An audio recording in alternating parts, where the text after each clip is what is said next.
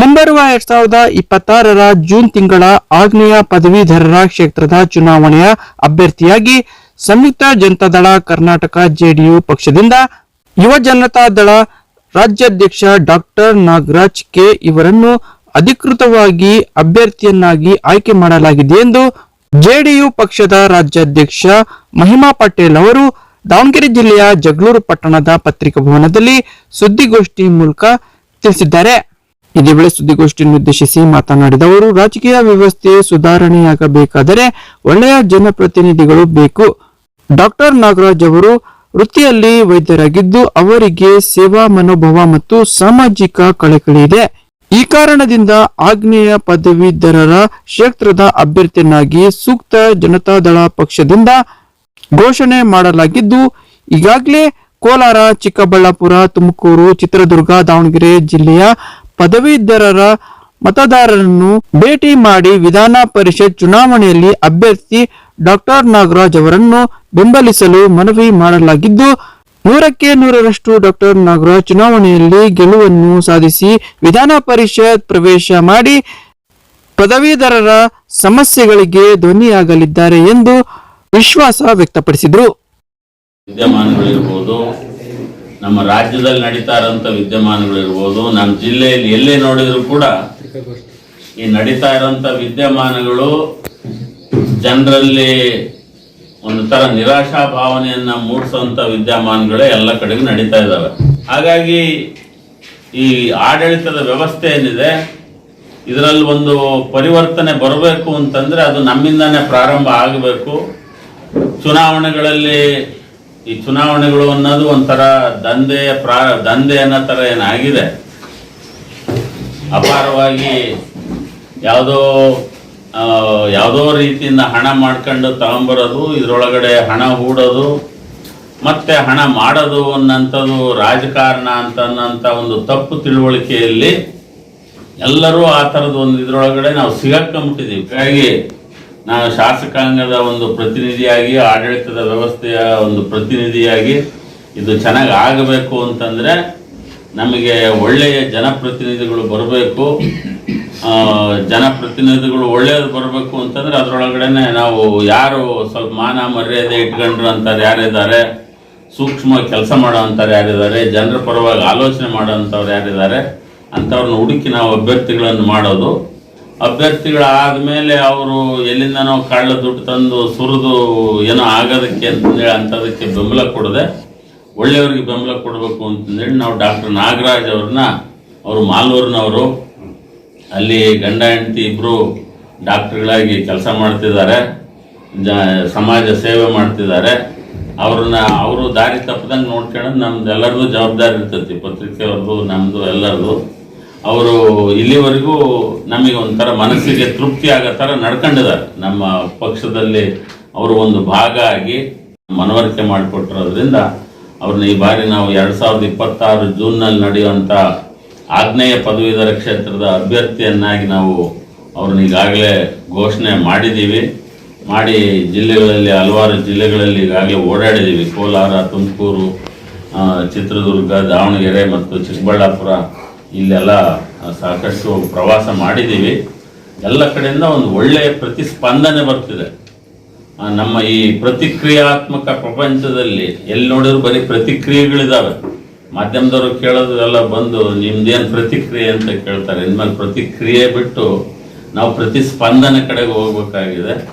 ಆ ಥರ ನಮಗೆ ಪ್ರತಿಸ್ಪಂದನೆ ಬರ್ತಿದೆ. ಇಲ್ಲ, ಇದು ವ್ಯವಸ್ಥೆ ಕೆಟ್ಟೋಗಿದೆ, ಇದನ್ನು ಸರಿ ಮಾಡೋದಕ್ಕೆ ನಿಮ್ಮಂಥವ್ರು ಬೇಕು ಅಂತ ಅನ್ನೋದನ್ನು ನನಗೂ ಹೇಳ್ತಾರೆ, ಮತ್ತು ಡಾಕ್ಟರ್ ನಾಗರಾಜ್ ಅವ್ರಿಗೂ ಕೂಡ ಹೇಳ್ತಾರೆ. ನಾವು JDU ಪಕ್ಷದ ವತಿಯಿಂದ, ನಾನು JDU ಪಕ್ಷದ ರಾಜ್ಯಾಧ್ಯಕ್ಷನಾಗಿ ಈ ಜವಾಬ್ದಾರಿಯನ್ನು ತಗೊಂಡಿದ್ದೀನಿ. ಇನ್ನು ಕಟ್ಟೋದಕ್ಕೆ ಈ ರಾಜ್ಯದ ಹಲವಾರು ಮಠಾಧೀಶರು, 3000 ಮಠಗಳಿದ್ದಾವೆ, ಮಠಾಧೀಶರನ್ನೆಲ್ಲ ಜೊತೆಗೆ ಸೇರಿಸ್ಕೊತಾ ಇದ್ದೀವಿ. ಆಮೇಲೆ ವಿಜ್ಞಾನಿಗಳನ್ನು, ಪತ್ರಿಕಾ ರಂಗದವ್ರನ್ನ, ಏಕೆಂದರೆ ರಾಜಕಾರಣ ಅಂತಂದರೆ ಬರೀ ಚುನಾವಣೆ, ಅಧಿಕಾರ ಇಷ್ಟೇ ಯೋಚನೆ ಮಾಡೋವಂಥದ್ದು. ಜನರ ಬಗ್ಗೆ ಯೋಚನೆ ಮಾಡೋದು ಬಿಟ್ಟರು ಅಂತ ಇಂಥ ಒಂದು ಪರಿಸ್ಥಿತಿ ಒಳಗಡೆ ನಾವು ಎಲ್ಲ ಜನರನ್ನು ಒಟ್ಟಿಗೆ ತಗೊಂಡು ಬಂದು ಸಂಸ್ಕೃತಿ, ಕಲೆ, ಸಾಹಿತ್ಯ ಇದೂ ಕೂಡ ರಾಜಕಾರಣದಲ್ಲಿ ಇವೆಲ್ಲವೂ ಇರಬೇಕು. ನಮ್ಮ ತಂದೆ JH ಪಟೇಲ್ರಾಗಲಿ, ರಾಮಕೃಷ್ಣ ಹೆಗಡೆ ಅವರಾಗಲಿ, ಅವರು ಎಲ್ಲ ವಿಭಾಗಗಳಲ್ಲೂ ಕೂಡ ಅವರು ಫೋಕಸ್ ಮಾಡ್ತಿದ್ರು, ಸಾಹಿತ್ಯ, ಕಲೆ, ಸಂಸ್ಕೃತಿ. ಈಗ ಎಲ್ಲರಿಗೂ ಅದು ಮರ್ತೋಗ್ಬಿಟ್ಟದ, ಇವು ನಮ್ಮ ರಾಜಕಾರಣದ ಭಾಗ ಅನ್ನೋಂಥದ್ದು. ಹಂಗಾಗಿ ಮತ್ತೆ ನಾವು ಆ ದಿಕ್ಕಿನ ಕಡೆಗೆ ಎಲ್ಲರನ್ನೂ ಒಳಗೊಂಡಂತೆ ಒಂದು ವ್ಯವಸ್ಥೆ, ಸುಸಜ್ಜಿತವಾದಂಥ ವ್ಯವಸ್ಥೆ, ಪರಿವರ್ತನೆ ಆಗಿರುವಂಥ ಒಂದು ವ್ಯವಸ್ಥೆ ಕಟ್ಟೋದಕ್ಕೆ ಅಂತ ನಾಗರಾಜ್ ಅವ್ರ ಮೂಲಕ ಒಂದು ಅಭಿಯಾನ ಪ್ರಾರಂಭ ಮಾಡಿದ್ದೀವಿ. ಈ ಚುನಾವಣೆಯಲ್ಲಿ ನಮಗೆ ಗೆಲುವು ಆಗೇ ಆಗುತ್ತೆ ಅನ್ನೋಂಥ ಒಂದು ದೃಢ ವಿಶ್ವಾಸ ಇದೆ. ಅವರು ಅತಿ ಕಡಿಮೆ ಖರ್ಚಿನಲ್ಲಿ MLC ಆಗಿ, ಅದು ಈ ಭಾಗದ ಈಗ 5 ಜಿಲ್ಲೆಗಳ ಪದವೀಧರರು ಏನಿದ್ದಾರೆ ಅವರೆಲ್ಲರ ಹಿತವನ್ನು ಕಾಪಾಡೋದಕ್ಕೆ ಮತ್ತೆ ಅವ್ರಿಗೆಲ್ಲರಿಗೂ ಪ್ರಜ್ಞೆಯಿಂದ ಕೆಲಸ ಮಾಡೋದಕ್ಕೆ, ಜವಾಬ್ದಾರಿಯಿಂದ ಕೆಲಸ ಮಾಡೋದಕ್ಕೆ ಅವರು ಪ್ರತಿನಿಧಿಸ್ತಾರೆ ಅಂತನ್ನೋಂಥ ಆಶಾಭಾವನೆಯಿಂದ. ಇನ್ನು ಇದೇ ವೇಳೆ ಅಭ್ಯರ್ಥಿ ಡಾಕ್ಟರ್ ನಾಗರಾಜ್ ಮಾತನಾಡಿದವರು, ಕರ್ನಾಟಕ ಕಂಡಂತಹ ಧೀಮಂತ ಮುಖ್ಯಮಂತ್ರಿಯಾಗಿ ಸೇವೆ ಸಲ್ಲಿಸಿದ ಧೀಮಂತ JH ಪಟೇಲ್ ಅವರ ಪುತ್ರ ಮಹಿಮಾ ಪಟೇಲ್ ಅವರು JDU ಪಕ್ಷ ರಾಜ್ಯಾಧ್ಯಕ್ಷರಾಗಿ ಕಾಲಿಗೆ ಚಕ್ರ ಕಟ್ಟಿಕೊಂಡು ಪಕ್ಷ ಸಂಘಟನೆ ಮಾಡುತ್ತಿದ್ದಾರೆ. ಕೇಂದ್ರದಲ್ಲಿ ಸಮ್ಮಿಶ್ರ ಸರ್ಕಾರಕ್ಕೆ JDU ಬೆಂಬಲ ನೀಡಿ ನಮ್ಮ ಪಕ್ಷದಿಂದ 2 ಕೇಂದ್ರ ಸಚಿವರಾಗಿ ಉತ್ತಮವಾಗಿ ಕಾರ್ಯನಿರ್ವಹಿಸುತ್ತಿದ್ದಾರೆ. ಈಗಾಗಲೇ ಆಗ್ನೇಯ ಪದವೀಧರ ಕ್ಷೇತ್ರಕ್ಕೆ ಒಳಪಡುವ ಕೋಲಾರ, ಚಿಕ್ಕಬಳ್ಳಾಪುರ, ತುಮಕೂರು, ಚಿತ್ರದುರ್ಗ, ದಾವಣಗೆರೆ ಜಿಲ್ಲೆಗಳಲ್ಲಿ ಪ್ರತಿ ತಾಲೂಕು ಹೋಬಳಿ ಮಟ್ಟದಲ್ಲಿ ಪದವೀಧರರನ್ನು ಭೇಟಿ ಮಾಡಿ ಮತಯಾಚನೆ ಮಾಡುವ ಕಾರ್ಯಕ್ರಮಗಳು ಯಶಸ್ವಿಯಾಗಿ ನಡೆಯುತ್ತಿವೆ. JDU ಪಕ್ಷ ಮೂಲ ಮಂತ್ರವಾದ ಶಿಕ್ಷಣ, ಆರೋಗ್ಯ, ಆಡಳಿತ, ಕೃಷಿ, ಪರಿಸರ ಕಡೆಗೆ ಎಂಬ ಉದ್ದೇಶಗಳನ್ನು ತಿಳಿಸಲಾಗಿದೆ. ನನ್ನನ್ನು ಚುನಾವಣೆಯಲ್ಲಿ ಆಗ್ನೇಯ ಪದವೀಧರರ ಕ್ಷೇತ್ರದ ಮತದಾರರು ಆಶೀರ್ವದಿಸಿ ಗೆಲ್ಲಿಸಿ ಪಕ್ಷನ ಸಂಘಟನೆ ಮಾಡೋದ್ರ ಮುಖಾಂತರ ನಾವು ಮತ್ತೆ JDU ಪಕ್ಷವನ್ನ ಪ್ರಬಲವಾಗಿ ನಾವು ಕಟ್ತೀವಿ ಅಂತ ಹೇಳಿ ಹೇಳಕ್ ಇಚ್ಛೆ ಪಡ್ತಾ ಇದ್ದೀನಿ. ಜೊತೆಗೆ ಬಹಳಷ್ಟು ಸ್ವಾಮೀಜಿಗಳು ಸಹ ನಮಗೆ ಸಪೋರ್ಟ್ ಅನ್ನ ಮಾಡ್ತಿದ್ದಾರೆ. ಸ್ವಾಮೀಜಿಗಳು ಸಹ, ಯಾಕಂದ್ರೆ ಈಗ ನೆಕ್ಸ್ಟ್ ಅಕ್ಟೋಬರ್ 2ನೇ ತಾರೀಕು ದಾವಣಗೆರೆಯಲ್ಲಿ ಸುಮಾರು ಒಂದು 300 ಜನ ಸ್ವಾಮೀಜಿಗಳ ಒಂದು ಪಾದಯಾತ್ರೆ ನಡೆಯುವ ಒಂದು ಸಂಭವ ಇದೆ. ಅದರಲ್ಲಿ ಈಗ ಇರ್ತಕ್ಕಂಥ ಹಾಲಿ MLAಗಳು ಮತ್ತೆ ಹಾಲಿ MLCಗಳು, ಮಾಜಿ MLAಗಳು, ಮಾಜಿ ಮಿನಿಸ್ಟರ್ಗಳು ಮತ್ತೆ ಮಾಜಿ MLCಗಳು ಸಹ ಅದರಲ್ಲಿ ಪಾಲ್ಗೊಳ್ತಾರೆ. ಈಗಾಗಲೇ ಒಂದು ಪೂರ್ವಭಾವಿ ಸಭೆಯನ್ನ ನಾವು ನಮ್ಮ ಸಾಣೇಹಳ್ಳಿ ಮಠದಲ್ಲಿ ಶ್ರೀಗಳ ಒಂದು ನೇತೃತ್ವದಲ್ಲಿ ಒಂದು ಸಭೆಯನ್ನು ನಡೆಸಿದ್ವಿ. ಅದರಲ್ಲಿ ಬಹಳಷ್ಟು ಜನ MLAಗಳು, MLCಗಳು ಮತ್ತೆ ಮಠಾಧೀಶರು ಸಹ ಅದರಲ್ಲಿ ಆ 2 ದಿನದ ಕಾರ್ಯಾಗಾರದಲ್ಲಿ ಪಾಲ್ಗೊಂಡು ನಾವು ಮುಂದಿನಲ್ಲಿ ನಾವು ರಾಜ್ಯದಲ್ಲಿ ಯಾವ ರೀತಿ ಆಡಳಿತ ಅಂದ್ರೆ ಈ ಭ್ರಷ್ಟಾಚಾರ ರಹಿತವಾದಂತಹ ಆಡಳಿತಗಳು ಏನಿದಾವೆ, ನಾವು ಯಾವುದೇ ಒಂದು ಪಕ್ಷವನ್ನ ಅಥವಾ ಯಾವುದೇ ಒಂದನ್ನ ನಾವು ಇದು ಮಾಡ್ತಾ ಇಲ್ಲ, ಈಗ ಟೀಕೆ ಮಾಡ್ತಾ ಇಲ್ಲ. ಹಾಗಾಗಿ ಈ ತರ ಇರಬಾರದು ಅಂತ, ಭ್ರಷ್ಟಾಚಾರ ರಹಿತವಾದಂತ ನೆಕ್ಸ್ಟ್ ಮುಂದಿನಗಳಲ್ಲಿ ಆಡಳಿತ ಕೊಡಬೇಕಂತ ಒಂದು ಉದ್ದೇಶ ಇಟ್ಕೊಂಡು ಎಲ್ಲಾ ಸ್ವಾಮೀಜಿಗಳು ಸಹ ಮುಂದಿನಲ್ಲಿ ಅಂದ್ರೆ ಈಗ ಹಣ ಎಂಡವನ್ನು ಕೊಟ್ಟು ಚುನಾವಣೆಗಳನ್ನ ಮಾಡದೆ ಒಳ್ಳೆ ರೀತಿಯಲ್ಲಿ ಚುನಾವಣೆಗಳನ್ನ ಮಾಡಿದಾಗ, ಒಳ್ಳೆ ಅಭ್ಯರ್ಥಿಗಳನ್ನ ಆಯ್ಕೆ ಮಾಡಿದಾಗ ಒಳ್ಳೆ ಆಡಳಿತ ಕೊಡೋಕ್ಕೆ ಸಾಧ್ಯ ಆಗುತ್ತೆ ಅನ್ನೋ ಒಂದು ನಿಟ್ಟಿನಲ್ಲಿ ನೆಕ್ಸ್ಟ್ ನಾವು ಒಂದು ಕಾನ್ಸೆಪ್ಟ್ ಅನ್ನ ಇಟ್ಕೊಂಡಿದ್ವಿ. JDU ನಡೆ ಉತ್ತಮ ಶಿಕ್ಷಣ, ಆರೋಗ್ಯ, ಆಡಳಿತ ಮತ್ತೆ ಪರಿಸರ ಜಡಿಗೆ ಅಂತೇಳಿ ನಾವೊಂದು ಕಾನ್ಸೆಪ್ಟ್ ಇಟ್ಕೊಂಡಿದ್ವಿ. ನಮ್ಮ ಉದ್ದೇಶ ಇಷ್ಟೇ ಇರುತ್ತೆ, ಶಿಕ್ಷಣ, ಆರೋಗ್ಯ, ಆಡಳಿತ, ಕೃಷಿ ಮತ್ತೆ ಪರಿಸರಗೆ ನಮ್ಮ ಪಕ್ಷ ಈ ಒಂದು 5 ಅಂಶಗಳನ್ನು ಇಟ್ಕೊಂಡು ನಾವು ಮುಂದೆ ಹೋಗ್ತಾ ಇದೀವಿ.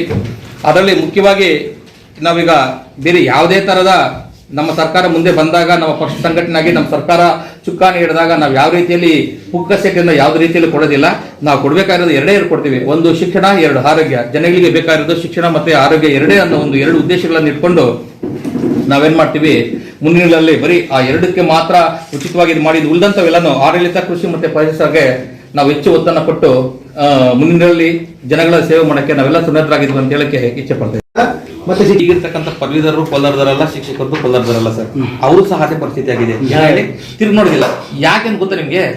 ನೀವು ಬಂದವರು ಯಾರು ಸಹ ನೀವೇನ್ ಕೆಲಸ ಮಾಡ್ತೀರಾ ಸರ್ ಅಂತ ಇದ್ರೆ ಕೇಳಲ್ಲ. ನೀವು ಕೇಳೋದು ಎಷ್ಟು ದುಡ್ಡು ಕೊಡ್ತೀರಾ ಸರ್, ಇಷ್ಟು ಖರ್ಚು ಮಾಡ್ಬೇಕು ಸರ್, ಇಷ್ಟು ನಮ್ಗೆ ಗಿಫ್ಟ್ ಕೊಡ್ಬೇಕು ಸರ್ ಅಂತ ಹೇಳಿದಾಗ ಮತ್ತೆ ಅವರು ದುಡ್ಡು ಕೊಟ್ಬಿಟ್ಟು ಹೋಗಿ ನಿಮ್ ಕಡೆ ನೋಡಕ್ಕೆ ಸಾಧ್ಯನಾ? Not only MLC, even MLA ಕೂಡ ಅದೇ ಮಾಡ್ಬೇಕಾಗುತ್ತೆ. ಈಗ ನಿಮ್ಗೆ ದುಡ್ಡನ್ನು ಹಂಚಿದಾಗ ಅವ್ರು ಏನ್ ಮಾಡ್ಬೇಕು, ದುಡ್ಡನ್ನು ಮಾಡ್ಕೊಳ್ಬೇಕಾಗಿ ಯೋಚನೆ ಮಾಡ್ಬೇಕಾಗ್ಲಿ, ಜನರ ಬಗ್ಗೆ ಕಾಳಜಿ ಮಾಡೋ ಟೈಮ್ ಇರೋದಿಲ್ಲ. ಯಾಕಂದ್ರೆ ಈ ವರ್ಷದಲ್ಲಿ 30 ಕೋಟಿ ಖರ್ಚು ಮಾಡಿದ್ರೆ ನೆಕ್ಸ್ಟ್ ವರ್ಷಕ್ಕೆ 60 ಕೋಟಿ ಬೇಕಾಗುತ್ತೆ ಏನೋ ಚುನಾವಣೆ ಹಂಚೋದಕ್ಕೆ.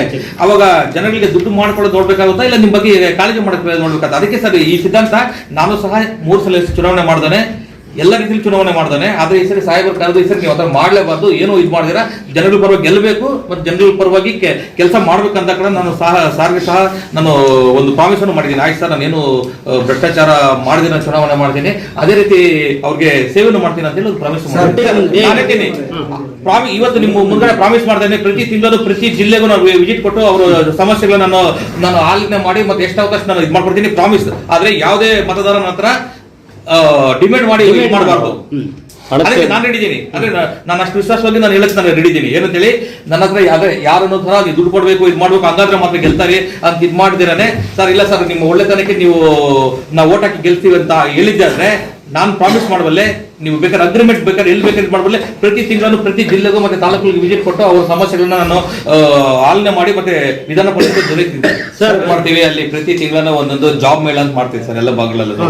ನಮ್ಮ ದಾವಣಗೆರೆ ಸಹ ಬಹಳಷ್ಟು ಜನ ಬಂದಲ್ಲಿ ವರ್ಕ್ ಮಾಡ್ತಿದ್ದಾರೆ. ಯಾಕಂದ್ರೆ ಅಲ್ಲಿ ಮಾಲೂರು ಮತ್ತೆ ಕೋಲಾರ ಮಧ್ಯದಲ್ಲಿ ಒಂದು ಇಂಡಸ್ಟ್ರಿಯಲ್ ಹಬ್ ಅಂತೇಳಿ ನರಸಾಪುರ ಇಂಡಸ್ಟ್ರಿಯಲ್ ಏರಿಯಾದಲ್ಲಿ ಈ ಕಡೆಯವರು ಸಹ ಸುಮಾರು ಒಂದು 2,000 ಜನ ವರ್ಕ್ ಮಾಡ್ತಿದ್ದಾರೆ ಸರ್. ಒಂದು ಎರಡನೇದೇನಂತಂದ್ರೆ ಈಗ 2,80,000 ಹುದ್ದೆಗಳು ಖಾಲಿ ಇದೆ ಸರ್ ಇಲ್ಲಿ ಸರ್ಕಾರದಲ್ಲಿ. ನಾನು ಆಲ್ರೆಡಿ ಅದ್ರ ವಿಚಾರವಾಗಿ ದೊಡ್ಡ ಮಟ್ಟದಲ್ಲಿ ಎಲ್ಲ ಕಡೆನೂ ಪ್ರೆಸ್ ಮೀಟ್ ಮಾಡಿ ಒಂದು ಸರ್ಕಾರಕ್ಕೂ ಒತ್ತಾಯನ ಮಾಡ್ತಾ ಇದ್ದೀವಿ ಸರ್.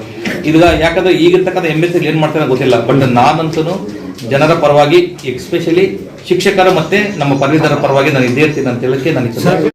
ಈ ಸಂದರ್ಭದಲ್ಲಿ ಜೆಡಿಯು ಪಕ್ಷದ ರಾಜ್ಯ ಪ್ರಧಾನ ಕಾರ್ಯದರ್ಶಿ ಸೂರ್ಯಪ್ರಕಾಶ್ ಕೆ ರಂಗನಾಥ್, ದಾವಣಗೆರೆ ಜಿಲ್ಲಾ ಸಂಚಾಲಕ MD ನೀಲಗಿರಿಯಪ್ಪ, ದಾವಣಗೆರೆ ಜಿಲ್ಲಾಧ್ಯಕ್ಷ ಜಯಣ್ಣ, ಜಿಲ್ಲಾ ಸಂಘಟನಾ ಕಾರ್ಯದರ್ಶಿ ಕುಮಾರಸ್ವಾಮಿ, ಜಿಲ್ಲಾ ಉಪಾಧ್ಯಕ್ಷ ಭೀಮಪ್ಪ, ಜಿಲ್ಲಾ ಕಾರ್ಯದರ್ಶಿ ಅಣ್ಣಪ್ಪ ಮತ್ತು ರಾಷ್ಟ್ರೀಯ ಮಾನವ ಹಕ್ಕುಗಳ ಸಂಘದ ರಾಷ್ಟ್ರೀಯ ಪ್ರಧಾನ ಕಾರ್ಯದರ್ಶಿ ನಿತಿನ್ ಸೇರಿದಂತೆ ದಾವಣಗೆರೆ ಜಿಲ್ಲಾ ಮತ್ತು ಜಗಳೂರು ತಾಲೂಕಿನ ಪದಾಧಿಕಾರಿಗಳು, ಕಾರ್ಯಕರ್ತರು ಸೇರಿದಂತೆ ಮತ್ತಿತರರಿದ್ದರು.